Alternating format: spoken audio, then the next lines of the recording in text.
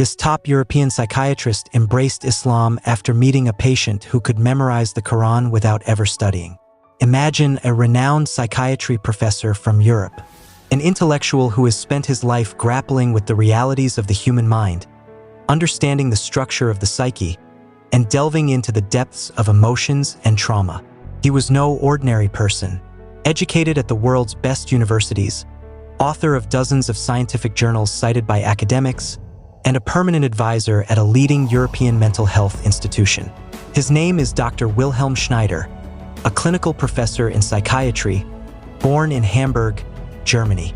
Over more than 25 years of his professional career, he has treated thousands of patients with mental disorders, from severe depression and schizophrenia to rare conditions such as dissociation and identity disorders.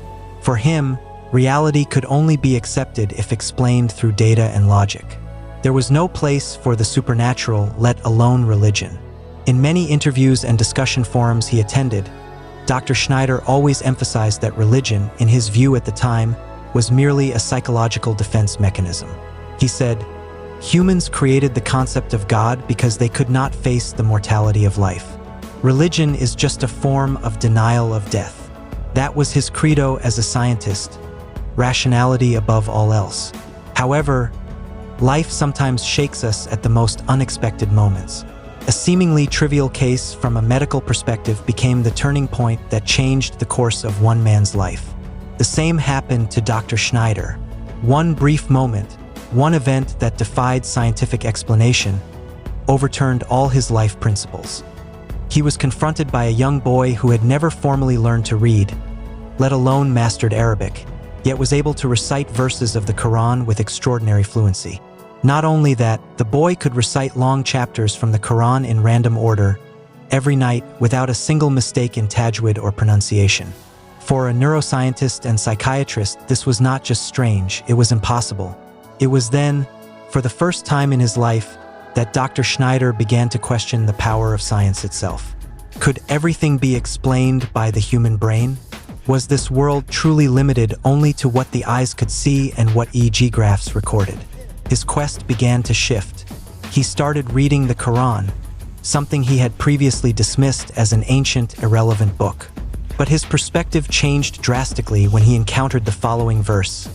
And they say, "Our hearts are wrapped, but in fact Allah has sealed them because of their disbelief, so they do not believe except for a few." Surah Fussilat, verse 5. This verse seemed to describe himself. He was startled. All this time, his heart had indeed been closed to the truth. He felt safe behind the fortress of rationality and science, unaware that there was a spiritual dimension he had long ignored. Then he read again, "Indeed, in the creation of the heavens and the earth and the alternation of the night and the day are signs for those of understanding." Surah Ali Imran, verse 190. How could a book revealed more than 14 centuries ago be so relevant to modern scientific realities? He began to realize that the Quran not only spoke to the heart but also to the intellect. It did not merely touch emotions but invited reflection. His spiritual journey began not with sermons or lectures but through one undeniable phenomenon. Something real, happening before his eyes, yet inexplicable by science. In the silence of the night, he pondered deeply. What did all this mean? Was it coincidence? Or was there truly a greater power speaking in the most subtle way? He wrote in his personal notes, "I have spent my life trying to understand humans. Yet today I am awakened to the fact that I have not understood myself." Dr. Schneider's story is proof that guidance can come from the most unexpected cracks. It does not come with loud voices or thunderous debates. It comes through small events that trigger great upheaval in a soul that once felt unshakable. This is the beginning of a long journey that transformed a skeptic into a believer. And it all started from the living miracle of the Quran embodied in a young boy named Yusuf. A story that will take us to explore logic, miracles, and faith in a soul-stirring narrative.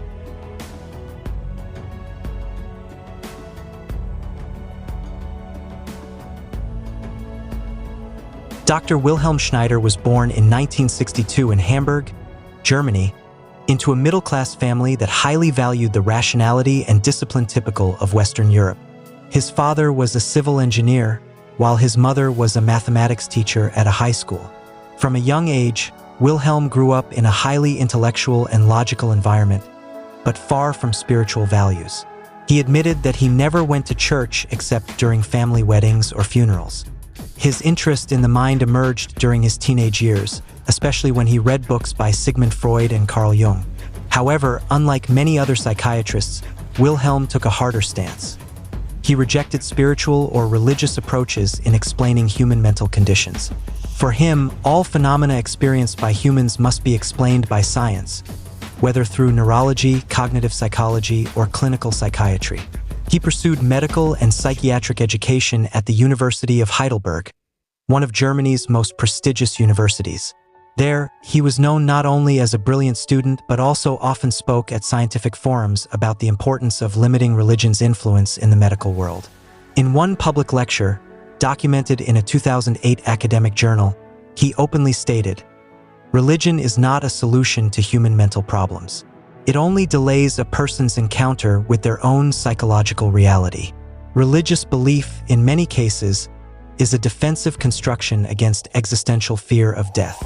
His statement sparked much controversy, but also made him a central figure in Europe's rationalist psychiatry world. He was later appointed senior advisor to the European Mental Health Council and became a research mentor at various international psychiatric institutions. His personality was known to be calm yet firm. He was not the type of scientist to easily believe in something without data. Everything had to be measurable, provable, and methodologically evaluated. In the world he believed in, there was no room for miracles, no space for the supernatural, and certainly no place for holy scriptures. However, behind his firm academic stance, there was a side of Wilhelm's life rarely known. He carried a deep emotional wound from childhood. He lost his older brother in a car accident when he was 12 years old. Since then, he often questioned the existence of God but ultimately concluded, if God exists, why is there such suffering? Thus, he chose to distance himself from all forms of belief.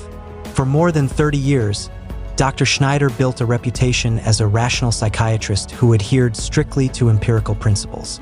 He treated thousands of patients with severe mental disorders, including schizophrenia, dissociative identity disorder, and complex trauma. But of all the cases he handled, none made him turn away from pure science, until finally, in 2015, he met a young boy who changed everything. That encounter, initially regarded as a rare case in psychiatry, gradually opened a crack in the wall of his rational beliefs. A wall he had built since adolescence, slowly cracking not because of arguments or theories, but because of a truth that science could not explain. As stated in the Quran, and they say, "Why has a sign not been sent down to him from his Lord?" Say, "Indeed, the signs are only with Allah, and I am only a clear warner." Sura Al-Ankabut, verse 50. Dr. Schneider did not know that the miracle that would shake his life would not come from a split sky or a erupting mountain, but it came from something very simple yet extraordinary. The tongue of a young boy who had never been taught to read but was able to recite verse after verse with perfect tajwid. And here began the long journey of a true rationalist toward the light of guidance he never expected to find.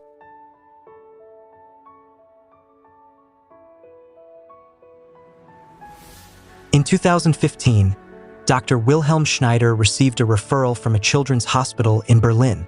A pediatrician sent a case report that he considered unbelievable and suggested that the patient be evaluated by a senior psychiatrist. The patient was a 7-year-old boy named Mustafa, of Turkish descent, born in Germany. His parents brought Mustafa to the hospital because he was often seen talking to himself, smiling alone, and sometimes staring at the ceiling for long periods. Initially, these symptoms were suspected to be autism spectrum disorder or early signs of childhood schizophrenia. However, during in-depth observation, the medical team discovered something even more surprising. When asked calmly, Mustafa could recite verses from the Quran with nearly perfect tajwid, even though, according to his parents, he had never formally studied religion. He was not even fluent in reading the Latin alphabet. Dr. Schneider considered this report an overreaction. To him, all extraordinary phenomena must have scientific explanations. So he accepted the referral, intending to prove that this was just an ordinary neuropsychological case. The first meeting with Mustafa became a moment Dr. Schneider would never forget. Mustafa sat calmly in the therapy room chair. His eyes were large, clear, and showed no anxiety like other children. When Dr. Schneider tried to open the conversation gently in German, the boy just looked down and said, "Do you want to know who taught me this verse?" Dr. Schneider was silent. He hadn't had a chance to ask, but the boy answered as if he knew his thoughts. Then Mustafa began to recite, "Allah has sent down the best statement, a consistent book wherein is reiteration. Surah Az-Zumar, verse 23. The boy's voice was clear, his tone steady. Dr. Schneider, who did not understand Arabic, felt something strange. He was not only hearing a voice but also feeling an emotional vibration he had never experienced before. He tried to remain rational. Dr. Schneider, who taught you those words? Was it your parents? From a phone. Mustafa, smiling softly, no, they come in dreams. I see a light, and the light tells me to memorize. That statement froze Dr. Schneider. In Western medicine, such a statement would immediately be associated with hallucinations, especially in children with neurological disorders. But what confused Schneider was that Mustafa showed no other pathological symptoms. His EEG was normal. Neurocognitive tests showed no abnormalities. Then how could a child who could not even read fluently memorize more than 50 chapters of the Quran, complete with proper tajwid pronunciation? Dr. Schneider tried to divert attention. He opened a cognitive test sheet, then showed pictures of animals, numbers, and words in German. But Mustafa just shook his head gently and said, "I don't know this, but I know this one." He then closed his eyes and recited another verse. Then do they not reflect upon the Quran, or are there locks upon their hearts? Surah Muhammad, verse 24. Dr. Schneider felt as if he was being read by the child, not the other way around. He did not know the meaning of the verse, but he felt the words pierce deep into his mind, as if the Quran was directly asking him, "Is your heart still locked, Wilhelm?" He spent more than an hour with Mustafa that day, but every minute only took him further from a logical explanation. He did not dare openly admit that there was something inexplicable, because that would ruin his own reputation. But deep in his heart, he knew what he was facing was not an ordinary clinical case. And precisely because of that, Dr. Schneider decided to hide his amazement and continue his personal research on Mustafa. He wanted to know, was this child unique? Could this phenomenon be explained by science? Or was it a sign that the world he had trusted all this time was full of unseen gaps? In his personal journal that night, he wrote, "Today, I met a child who recited verses with a calmness that shook me. I cannot understand his words, but I can feel something else. Something that cannot be explained in any textbook. For the first time, I am not sure if the mind alone can comprehend all truth." And from this point, Dr. Schneider's inner journey began, no longer as a researcher wanting to analyze, but as a seeker of truth beginning to hear voices he had long rejected. After the first puzzling meeting with Mustafa, Dr. Schneider decided to conduct a more serious and structured study. He arranged for the boy to be admitted to a psychiatric clinic in Munich for 4 weeks of in-depth observation. During this period, Dr. Schneider closely monitored every activity of Mustafa, trying to find clues of any neurological or psychological abnormalities that could explain the boy's extraordinary abilities. Several advanced tests were conducted, ranging from electroencephalogram (EEG) to record brain electrical activity, to magnetic resonance imaging (MRI), to examine the brain structure in detail. The results were surprising. No physical or neurological abnormalities were found. All of Mustafa's brain functions were within normal limits. There were no signs of epilepsy, neurological disorders, or even hyperactivity. He was completely healthy both physically and mentally. However, every night when the clinic was quiet, Mustafa began to recite verses from the Quran in a soft and fluent voice. He recited verses out of order, from short surahs like Al-Fil and Al-Kafran to long surahs like Al-Baqarah and Ali Imran. Dr. Schneider recorded every recitation with a high-quality audio recorder and began studying them intensively. One night, he played Mustafa's recording and compared it with the recitation of a famous qari from Al-Azhar University, Egypt. The boy's voice was not only phonetically correct, but also had the proper intonation, tajwid, and pronunciation of letters. This made Dr. Schneider even more curious and began to doubt his previous views. To get an expert opinion, he invited a linguistics expert from Al-Azhar University who was visiting Germany. The expert carefully listened to the recording and then said, "This is not just ordinary memorization. This child intuitively masters the structure of classical Arabic without formal education or guidance. This ability is very rare. Even most Arabic language students who study for years do not possess it." Dr. Schneider listened seriously, finding it increasingly difficult to find a logical explanation. A scientist of his caliber was used to seeking empirical evidence, but before him was a phenomenon that surpassed modern science. He then began reading the Quran himself for the first time. Initially, he used a German translation, trying to understand the meanings of the verses he had only heard through Mustafa's recordings. One verse that truly touched his heart was, "And indeed, we have made the Quran easy to remember. So is there any who will remember?" Surah Al-Qamar, verse 17. This verse seemed to personally challenge Schneider. He had always viewed religion as a psychological escape from reality. Yet a child like Mustafa could memorize and understand this book extraordinarily without formal education. Dr. Schneider began to feel a great contradiction between his skeptical theory and the reality he witnessed. He asked himself, how could such a complex and beautifully linguistic book be learned by a child who does not even understand reading and writing? Is there another power behind it besides mere human brain capability? He continued reading with the following verse, "Indeed, it is a reminder, so whoever wills may take to his Lord a way." Surah Al-Mulk, verse 2. In deep reflection, Dr. Schneider began to see that the Quran was not just an ordinary text but had a dimension he had never understood before. A spiritual dimension that was both powerful and intellectually challenging. Moreover, he noticed that Yusuf often recited verses speaking about light, truth, and mercy. Like in Surah An-Nur, verse 35, "Allah is the light of the heavens and the earth. The example of his light is like a niche within which is a lamp. The lamp is within glass, the glass as if it were a pearly white star." Surah An-Nur, verse 35. This verse became a key to a new understanding for Dr. Schneider. He felt as if he had found a glimmer of light in the darkness of skepticism that had bound him for so long. Night after night, this observation gnawed at Dr. Schneider's beliefs, not only about religion but also about science and the reality he had always trusted. He began to realize that there was a dimension of life that could not be explained solely by reason and statistical data. There was something much deeper, which perhaps had long been ignored by the scientific world. After weeks of exhausting observation and scientific testing, Dr. Schneider felt the need to gain a more complete picture of Yusuf's family background. He arranged a special meeting with the boy's parents, especially his father, Hadi al-Masri. The atmosphere in the consultation room at the Munich clinic was serious yet full of respect as Dr. Schneider began the conversation. "Mr. Hadi, I want to understand more deeply about the education and environment that shaped Yusuf," Dr. Schneider said in a gentle but firm voice. Hadi nodded slowly, his face showing a mixture of confusion and concern. "Doctor, we have never formally taught Yusuf Arabic," Hadi replied. "We are busy parents and mostly communicate in German at home."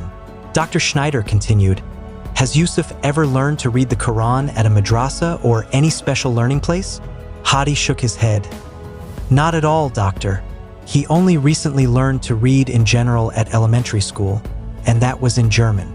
Regarding the Quran, we only let him open a small book we gave him, but we never taught him specific surahs or verses." Dr. Schneider looked serious. "Then how is it possible that he can recite long surahs with perfect tajwid without guidance?" Hadi smiled faintly, his eyes distant. "That's what puzzles us, doctor. He started reading short surahs randomly at the age of 6. At first, we thought he was just imitating sounds from the mosque or recordings we played. But over time, he began memorizing long surahs that even we do not memorize well." "Has Yusuf shown any particular interest in the Quran or Islam before?" Dr. Schneider asked. "He's always curious," said Hadi. "Sometimes he asks about the meaning of certain words and often takes us to the mosque. But we never forced anything. Just let him learn naturally. Dr. Schneider was silent for a moment, reflecting on Hadi's words.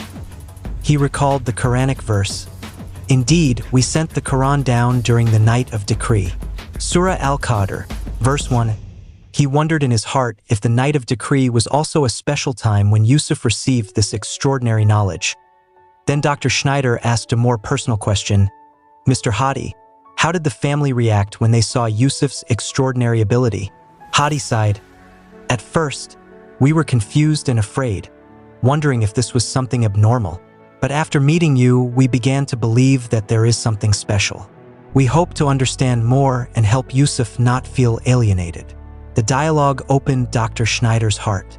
He realized that the phenomenon experienced by Yusuf was not merely a medical case, but also a profound spiritual and family experience. "Mr. Hadi, I promise to conduct thorough research and seek the right answers, both scientifically and humanely," Dr. Schneider said with conviction. Hadi nodded with hope in his eyes. "We are very grateful, Doctor." That conversation became a turning point for Dr. Schneider. He realized that to understand this phenomenon, he had to go beyond the limits of the science he had always relied on.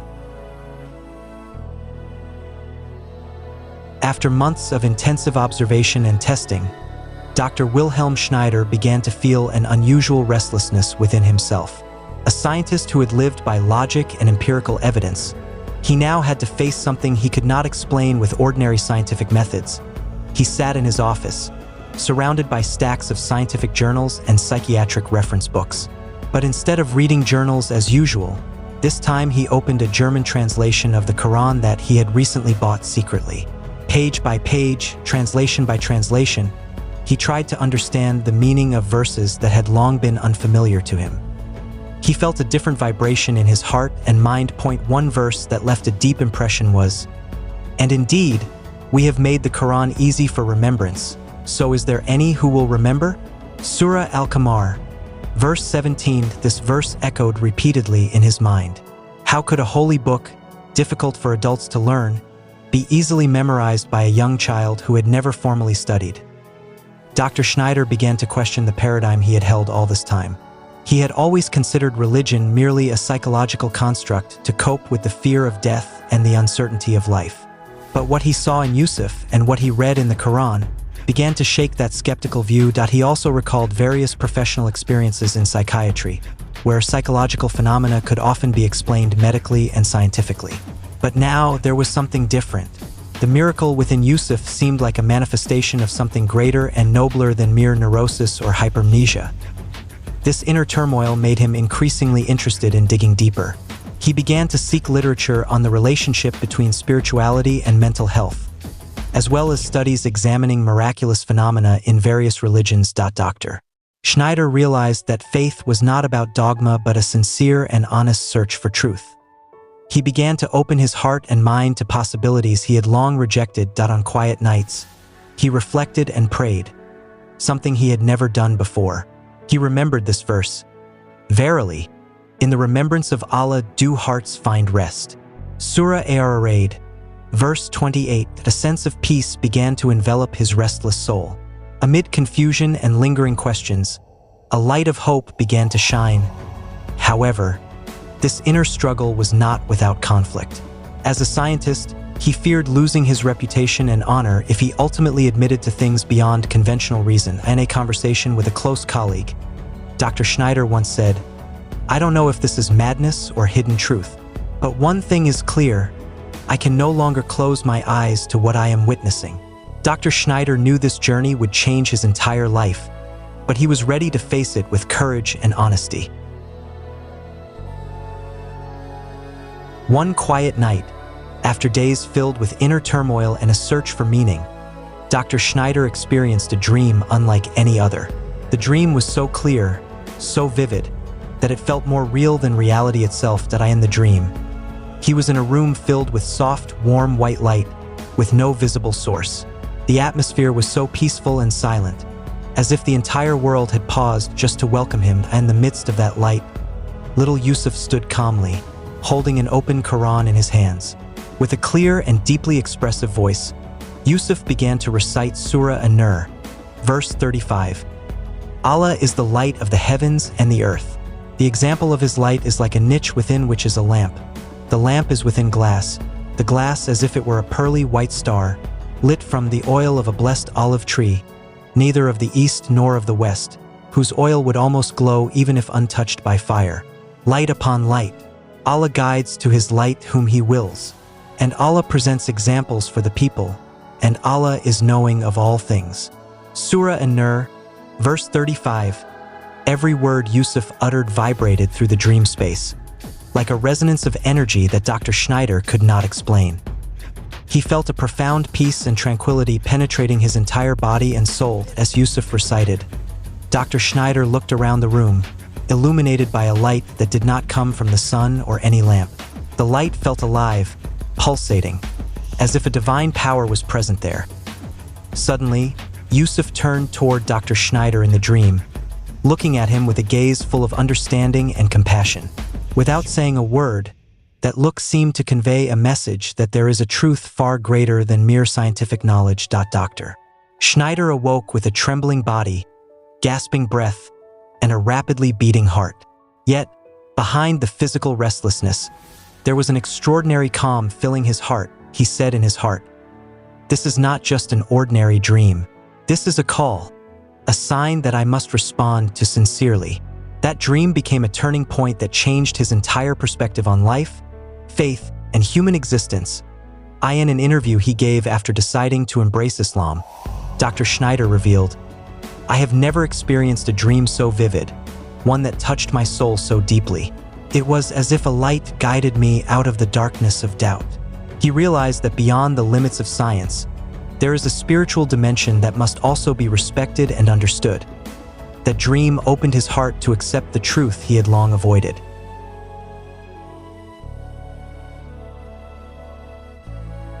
The year 2016 became a very meaningful year for Dr. Wilhelm Schneider. After a long journey filled with inner struggles, a search for meaning, and spiritual experiences that could not be explained by science, he finally made the greatest decision of his life. Before the Muslim community in Hamburg, a sacred moment took place. With a voice full of emotion and conviction, Dr. Schneider recited the 2 sentences of the Shahada. "I bear witness that there is no God but Allah, and I bear witness that Muhammad is the messenger of Allah." Tears streamed down from his eyes. He felt the burden of doubt and skepticism that had bound him slowly lifted, replaced by a peace he had never felt before. In his heart, there was a deep sense of gratitude. He realized that what had once seemed impossible had now become reality. His heart had opened to accept the truth of Islam. Dr. Schneider shared his experience, saying that this process was not merely an intellectual decision, but a spiritual experience that touched every dimension of his life. He realized that Allah's guidance can come at any time, through unexpected paths, even to a scientist who had always relied solely on reason and empirical evidence. In the words of Allah SWT that he reflected upon during this process, it is written, "Indeed, this Quran guides to that which is most suitable and gives good tidings to the believers who do righteous deeds that they will have a great reward." Surah Al-Isra, verse 9. This verse strengthened his conviction that the Quran is not merely a holy book, but a perfect guide for human life. One of the figures in the Hamburg Muslim community recalled that moment. When Dr. Schneider recited the Shahada, we saw not just a scientist who changed, but a human being who found light in the darkness. It was a moment that deeply moved all of us. After that, he was no longer just a skeptical psychiatrist, but a Muslim who brought integration between science and faith, paving the way for many to understand that both can walk hand in hand.